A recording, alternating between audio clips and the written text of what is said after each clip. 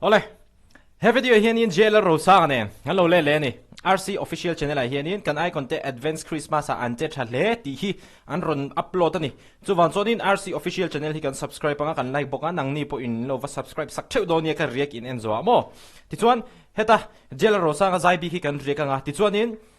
azai lai kan react tan ma hian in hei thulom teu mai react tur omani. Oh, zai thiam Lalrosanga Fans ten mi har sa te tan puina tura an PAWISA .com an lo hlan ti hi zo Inspiration Foundation in an Instagram page a hianin an ron tar chuak ani voi November ni som pakwa sang ni som ni pali chommadar som khan youth icon 2024 top 5 Lalrosanga Fans te chuan mi har sa jok te ta na an PAWISA .com cheng sing ni sang ruk zani som ni chu zo Inspiration Foundation a an lo hlan ani heng thil pek lo tho khom tu te hi khovel mun sang Macau, Singapore, Hong Kong le China te an omani a tho khom tu zong hi an soidanin mi som hi pakwa lai an ni a atang puin housemate le home nurse na thok te an ni an va han ti ro pui em tero Macau, Singapore, Hong Kong le China om zong te bye bye vek u an rem chan ang tok te bank transaction kal tlangin an tho khom den dena atling khom chu ai o intirin chan mari ai zol kan office an no donate ani an ai o hi are sa unaw pa ai o tu hi are sa unaw pa ngan manager sap rin sana atoy ombok ani are sa fans te malak na hi aro pui kan tin kan lom takzet an tia tin an malak na ming choi tu Lalrosanga fu chiang te are sa po tun din mun atheng hi kan lom pui hle a pathian chakna rin chana malam panzel turin du sakna kan hlan an tia ni fu chiang te fans te hian in fu chiang te hi in chun reu mai hemi konga hi chu mo hei mi hian in PAWISA hei mi hring mi ze tak tak hi mo hetiang hian an soi sina an soi thina fu chiang te hla kan react main mi hring khai a hawa tong sual sa va sorry mi hring mi ze tak tak hi sumanga chi hian in an ni na tak tak hi kan hre thei chau an ti thena ni kha mi hringa kha aru ka alo sual view chuan sumanga hnu a po khanin sum nei nga deuh khanin asual hle rengot mai ni ma se sumaron nei nga chia kham hringa kha alo fel view chuan hei fu chiang te ang te hian mo an ron luang chuak zoi mai ni kha a fans te hian in fu chiang ten ma thruaya ti hian ati dan tian in enton ti meang ti han thil tha hi chu in ti mu tur ti dan enton kha amoi chia lo mai the ma se thil tha hrim hi chu in ti mu the ni a midang te ta na mal son ani hi a lu em ani ti kha ama sabera kan react du chu ani ti chuanin azai kan react tan mai in hei thil pakhat lo mom le deu mai react tu rom le ani fu chiang te fans te an surprise gift group atangin kha kan thriat theu kha pail kan sarawanga tuna damdoina mek Alexa khong lung ro na chang tu pa zai thiam em mai kha Alexa tan cheng sing ni sang zanga somsari anlova pebok ani aro pick up mai heta po hianin hemi Alexa tan pe hi chuanin are sate unaw hianin PAWISA tam tham tak an ron thobel ve nge an ti ani comment section a khanin chiang de uzo khanin ron soyula alomom viawang khatiang khania voin news tu rieka nuam khop mai tro nangni pon ngai khak nuam inti karing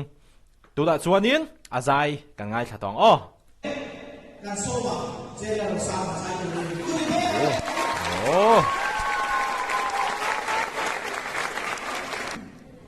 ramhlun kor te hey cái trong với là hlan gần khô trong các món sò phải trong lắm đau trong bố với các loại thịt nào jadi program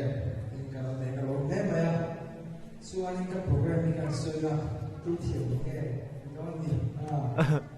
advance Christmas ini kalau sudah oh ai kalau laku dia bui thak thin khop mai kalau plan bui dia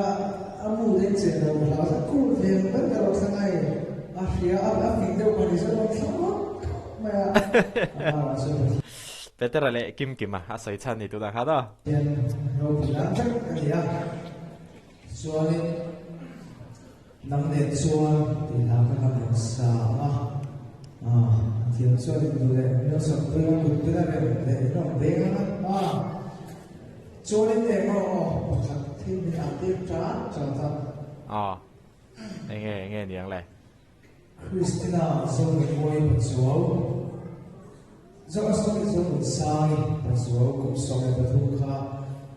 happy birthday so có khát happy birthday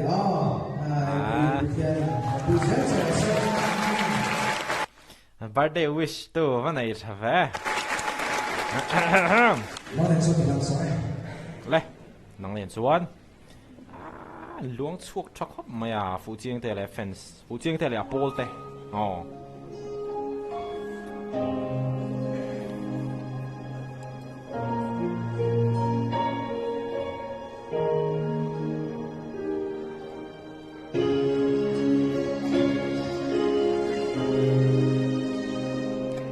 RC official channel hi in lo va subscribe theo don yo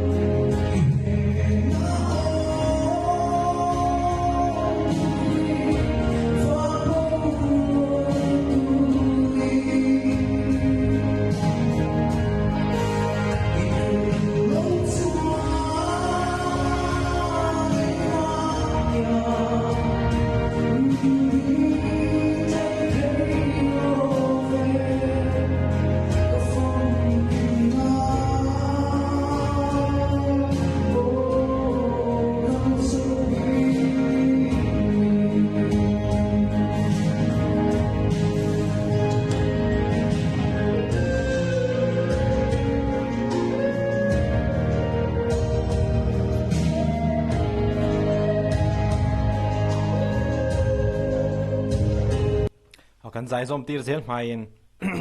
nia pathiat nen hi chon mo hlotlin na te po hi athum bik tin hlo chamna po hianin malam pan zel tura be se na hi ne yol le me mai ni pathiat nen chon mo chuan chon hi pathian hi kanuna hen da poi mo hle turania ni chi da hanin e election he na khami surprise gift group ami kha surprise group te khan poisa kha an va tho thak man ti kha sing ni zanga somsari la an va tho ta khata khanin are sa te khanin cheng sanga an tho ani cho information ka dong tat no khop mai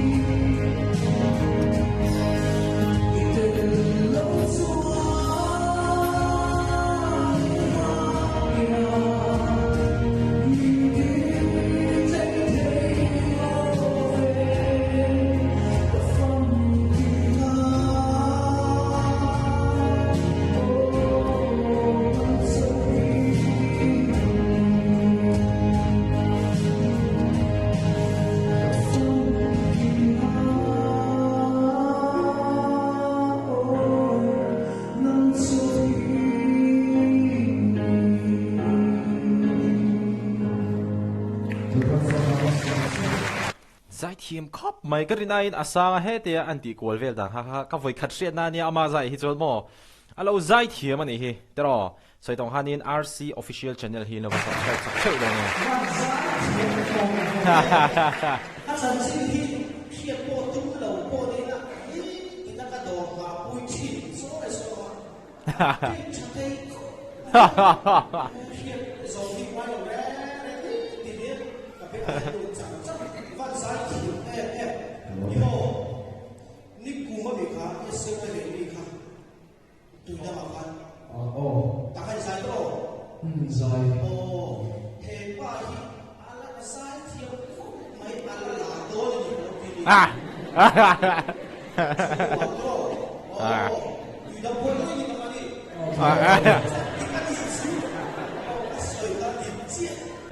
zai te ta hos ke mo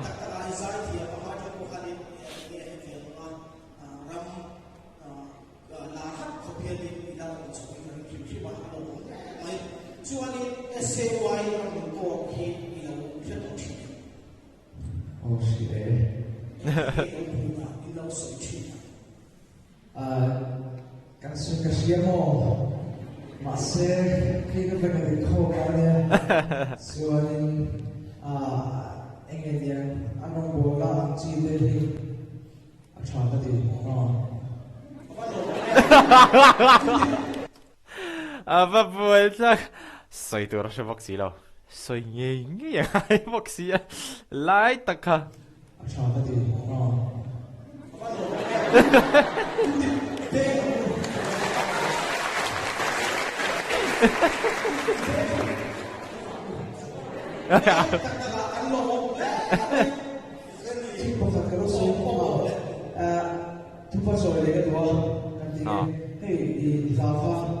information ko lo to lo vai phak sa ma ro din din ama ro su ei da ki body style vai lo ho sina phala sa we ka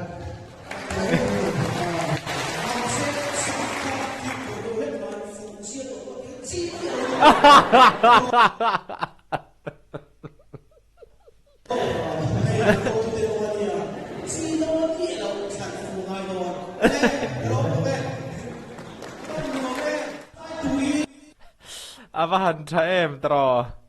nos chu thiam zai khop mai ti chuan nia fu chiang te hi an luang chuak tha ka khop mai ke pon kan lai heng henga ma tinge zo inspiration hi ka phone na thain ka follow reng sia hetianga laptop atanga kan hon le hian follow lo ang hian ka lang zia adik lo rang laptop hian in min ti mol pho te po tum chiang kan ni dari te hantia aro pi khop mai tak tangena hetianga fu chiang te le a fence ten han luang chok hi amma sabera chuanin icon lai khan mitam takin poisa tam tham tak kha fu chiang te an pe ni kha are sa hian bona in boyson tan hlan 5 vek ama pon thil le chak zong te po anei ve thawang ka ti to kha a hlan 5 vek khata tang chia khan khata tang muan in boys home ta na alluan chu atang chia khan tin anhuwa enge kha special blind school dur tlang te polo han tole pakha khata tang khan in ti khanin chain reaction ang khanin akal chhota ni ne han mi thin lunga na thoka ti khan mi te khan luang chuak hum man ro pui ka ti khop mai fu chiang te fu chiang ze le ti kha tun chu ba an react thei chu ni te se ale ka ti zong kha ani se video le kan hule theu do ni